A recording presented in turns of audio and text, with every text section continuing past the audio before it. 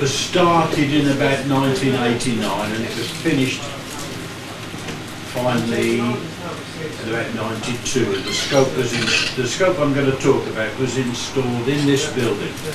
It was built for this building by Dr. Fred Jenkins. Now, Fred Jenkins had built many different types of scope, but this is rather a special one. So we'll talk first of all, if I can see with the keys on, we'll talk first of all about the different types. When Fred was looking for a scope to build, he noticed that Dmitry Maksutov, and there's his date of birth, he was a Russian optician. He actually developed, he was born in the Ukraine, and he developed a new type of telescope altogether.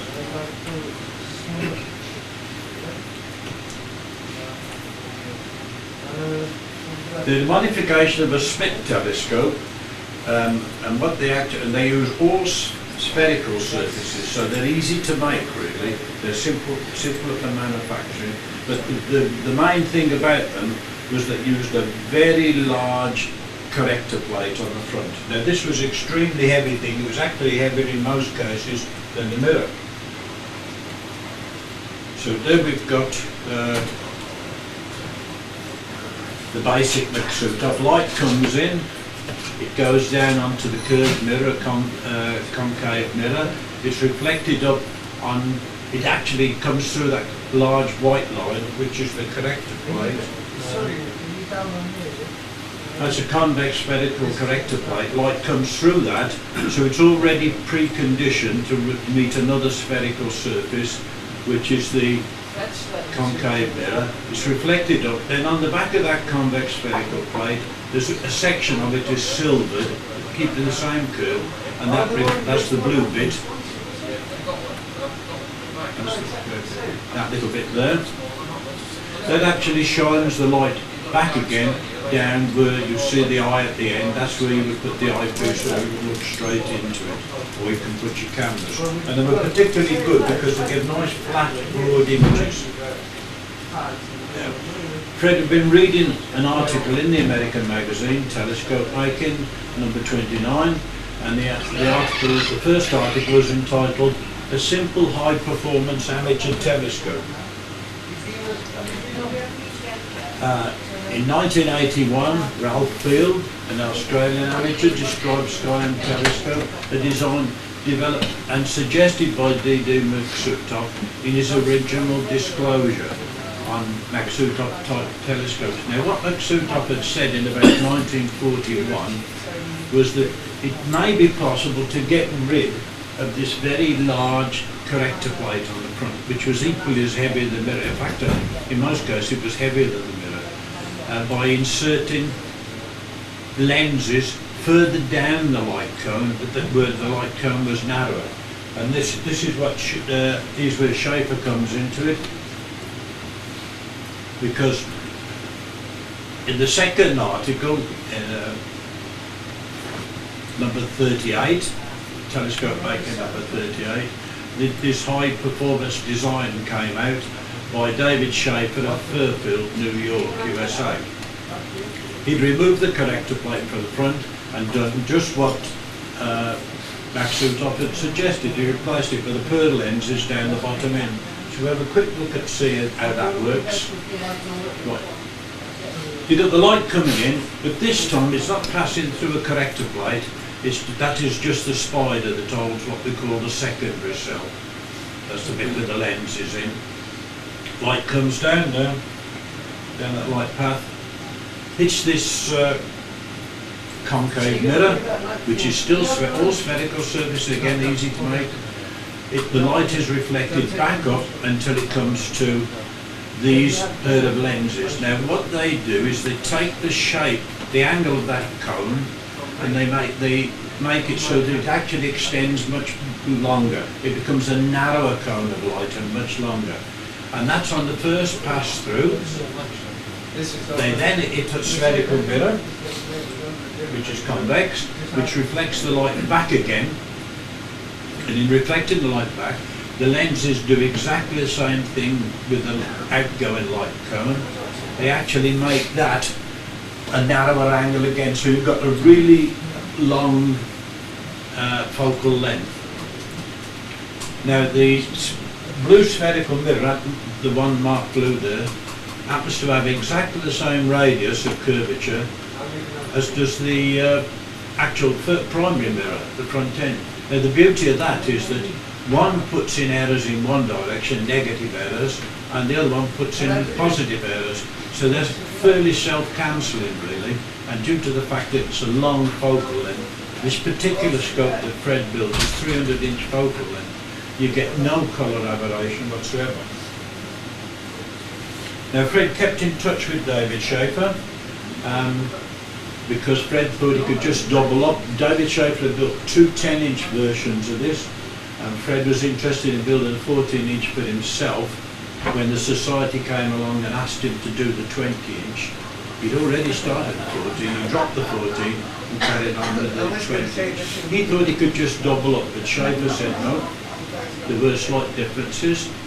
The slight differences Schaefer worked out on his computer and passed them back to Fred, and this scope that we have now was built by Fred, and it follows these new designs. Actually, I'll pass that on.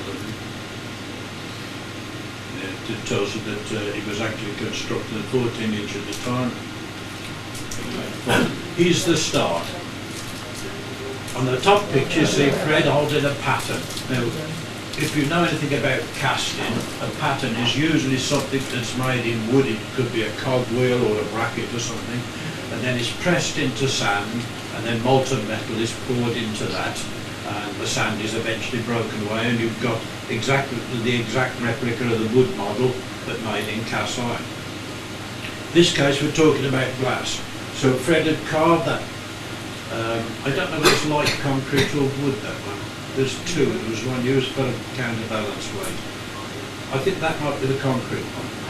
Got the correct surface on it, correct curvature, and that went then to Cornings, the gas in Sunderland, who produced Pyrex. Pyrex glass is the patent.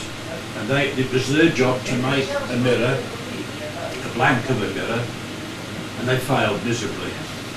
So they sent the guy over to the States, to Corning in the States, and he showed him how to cast mirrors, how to properly anneal them and cool them down slowly.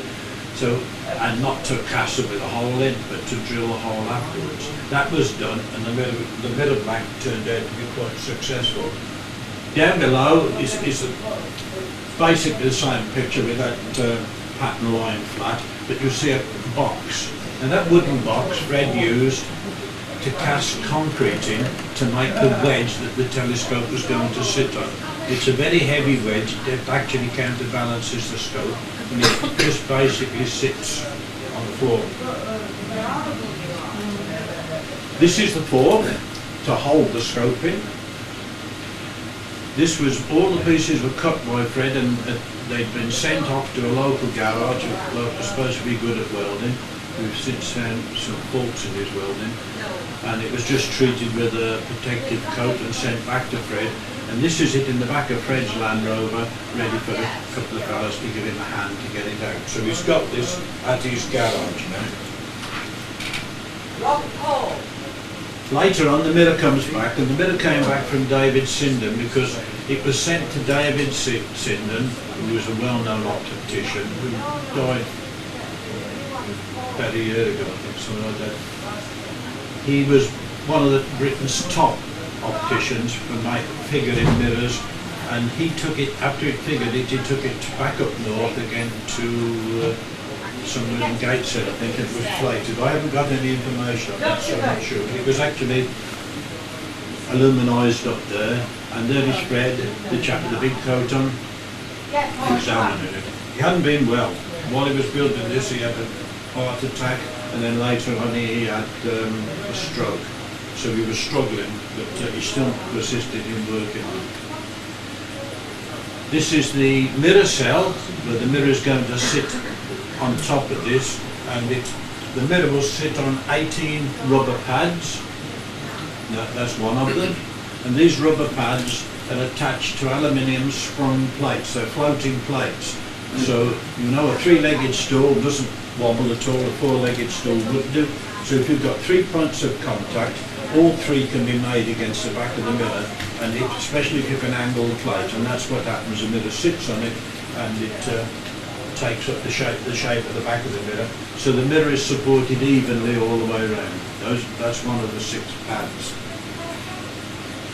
Here's Fred now. He's coated the forks, and so as he can do some work on them, fit the journal bearings at the top, where you can see the top of the fork there.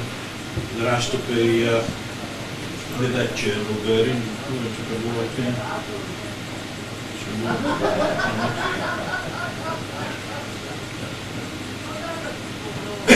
Across the top there, the journal bit bearing fits in for the tube to fit into the scope. So he's actually fitting them. But this is the concrete block, but not the concrete block that box was made for. This is the one for the 14-inch, and it also has the 14-inch shaft attached to the bottom of the fork. The idea for that meant he could get on with the work and using his 14-inch equipment for doing it. The red bolts, and I'll point them there too. There's 2 red bolts there, and they screw straight through nuts that are cast into the concrete. And the idea is that when it's sitting on its base, you can tilt it in any direction more or less. There's 2 movable bolts and 1 fixed one at the front. Once again, down there's a fixed bolt which you can't see. The idea is that when the concrete block is in place with a telescope on, it can be finely polar aligned by adjusting those 2 screws. 2 together will tilt it forward a bit, 1 at a time will tilt it either way. 2 back, 2 out together will lower it down again, over the angle. The block where the bearings are,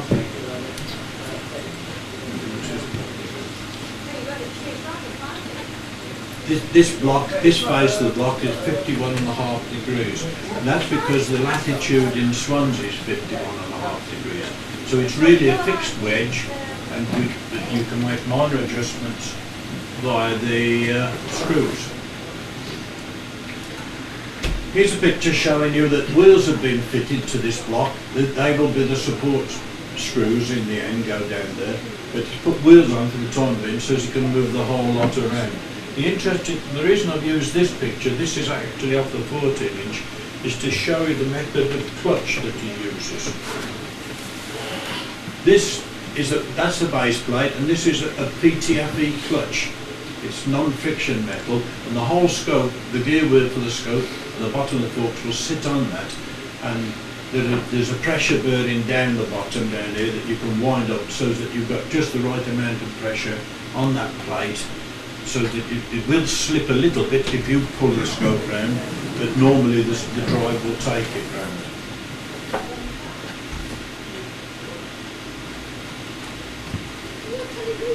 Now we can see we're still on the 14-inch. We're using the 20-inch forks because this scope has got a 20-inch mirror, which I should have mentioned earlier. There's the forks for it. In the background we've got the solder truss. Now this is a special design truss that Fred built. It was designed so that if it bends at all, this surface down here remains exactly parallel to that surface. So if the thing bends in the middle, they'll both go down together, which means it keeps your light path correct. Although you might lose a little bit of the mirror, you'll still get it correct. And in the background you can see the forks for the 14-inch, and I think part of the truss for that one as well. That's a little gauge that's attached to the main wheel at the top, just to check it. It has to be spun round to check that that axle is lined up properly and that the plate is bolted on and the forks are bolted on exactly flat, so that they won't the dead alignment all the way around. It's going to make a complete right angle, and you do it by turning it round with this little gauge, measuring the it rubs against the bottom there and measures the difference. That's a standard engineering way of setting up plates and things. At this stage, a 350 took a 360 tooth worm wheel, which is there, and all the other little gubbins and things for it. It's going to be fitted in there. Fred is just trying out the solid truss now to check, to make sure that his bearings that he's made are quite right. Now 360 degrees on that wheel at the bottom means that each tooth you turn that wheel, you turn it 1 degree, which makes the calculations very easy. It's a nice sized wheel. It's about 11 inches in diameter, it's quite big.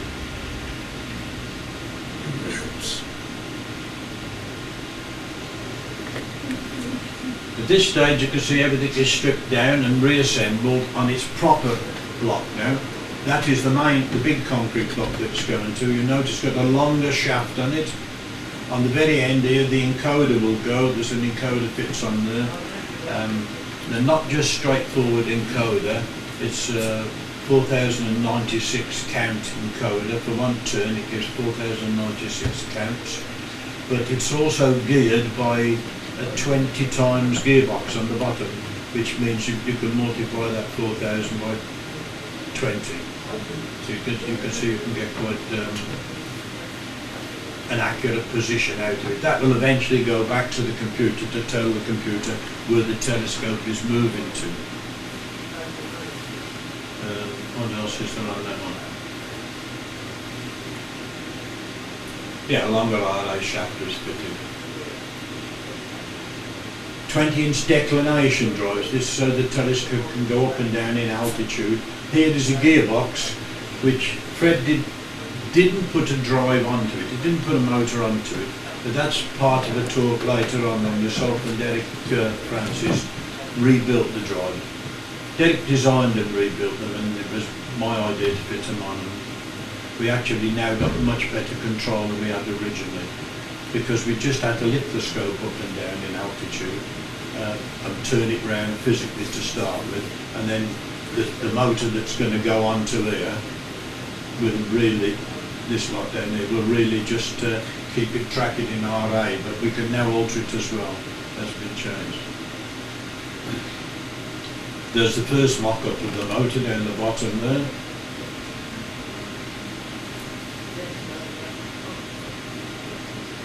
Here's an enlarged view of it so that you can see how it works.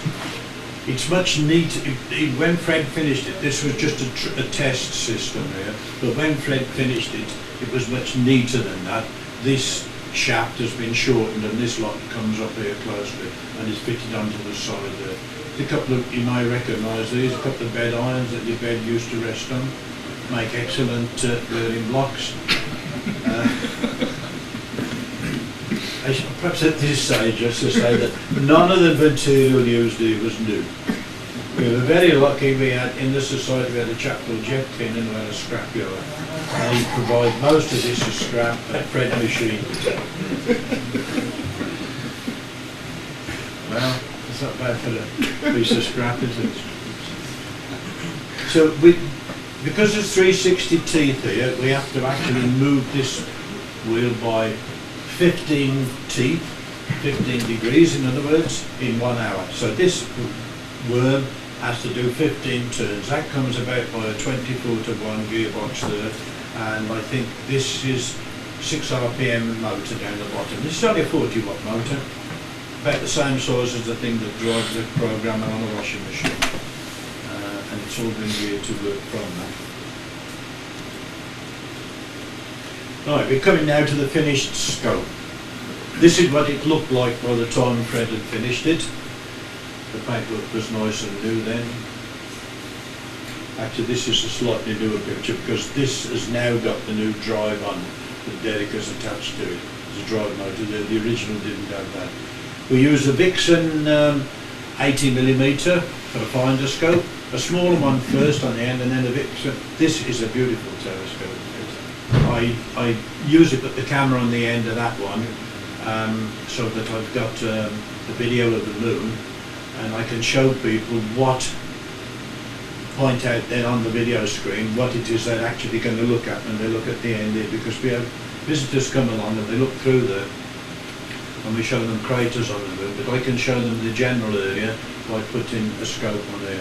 This is another scope that Steve built. This, the guy who just gave you the lecture, he built that, and he built it for the solar eclipse of August 11th, 1999. And I used that and videoed the complete lot, and Steve left it with me. We had over 200 people visit us at that day. We had TVs downstairs showing what was going on. We didn't have anybody in the observatory except myself and one other person, because we didn't want the floor to vibrate or get any movement at all. At this time, Fred actually sent letters to David Sinden and pictures showing him what the scope was like. There you can see the counterbalance weights and another view of it. He also put that, for adjusting the secondary cell up the front is this bit here. There's 3 screws, and a screw sticks out, which is a bit awkward. So he got a piece of mahogany and screwed it on the front, and it does look a little bit like a jet engine.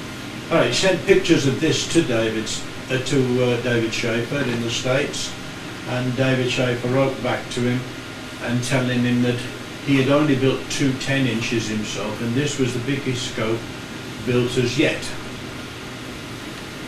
There's me making it look more attractive. I didn't think you could. I could read that out to you, or I can give you the gist of it. Actually, yes, we could fix that. As we running short of, we're getting close, and I'm speeding the whole thing up a bit. This is a letter from David Schaefer. It basically says what an aesthetic looking scope it was, and somebody obviously had artistic tendencies. Well, that was Fred. Fred was a very good artist. He also said that nobody else had built another scope, so Fred's 14-inch would have been the largest, but now the 20-inch is the largest. And we recently wrote to David Schaefer, and he still had no communications with anybody else, so he assumes that ours is still the largest one built. He asked about, if you could read that, he asks about using so many light surfaces, 8 light surfaces altogether. Did we have any trouble with ghosting? And particularly at an angle, if you looked in at the thing sideways. Well, we have no ghosting if you look straight through it, but before we got this letter back, I had noticed that if you get your head at one side, for bright objects, you can see 2 or 3 of them in the side of the image, but they're quite dim. But if you put your eye in the proper place, or you put a camera on, you get no ghosting whatsoever from it. So I think that is the end. I think, yeah, that's the end. That's it.